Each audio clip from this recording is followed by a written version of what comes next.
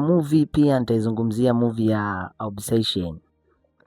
Obsession ni movie ambayo imetengenezwa kwanza na budget ndogo sana, lakini imeuza mauzo makubwa sana. Obsession. Hii movie ni horror.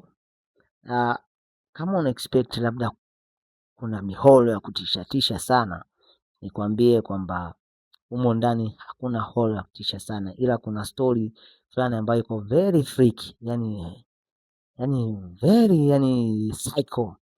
Yani ukiangalia kama uchizi sio uchizi, yani kuna mateso. Kuna mshikaji anaitwa Bear, kuna mdada alikuwa anampenda anaitwa Nick.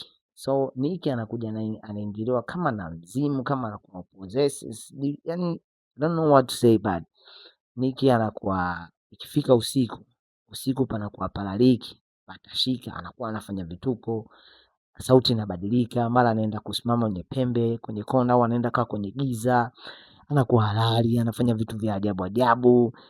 So ni movie fulani vya horror, ila horror yake sio ya kutisha, ina ka story kazuri.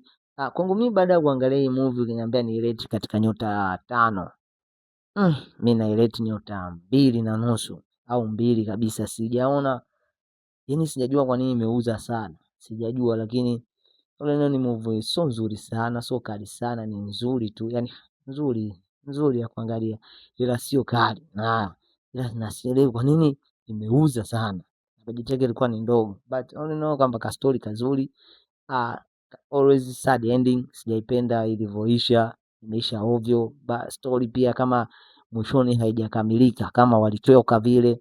All in all, Obsession movie zilizotoka 2026, pia unaweza ukaicheki hiyo movie. Peace out.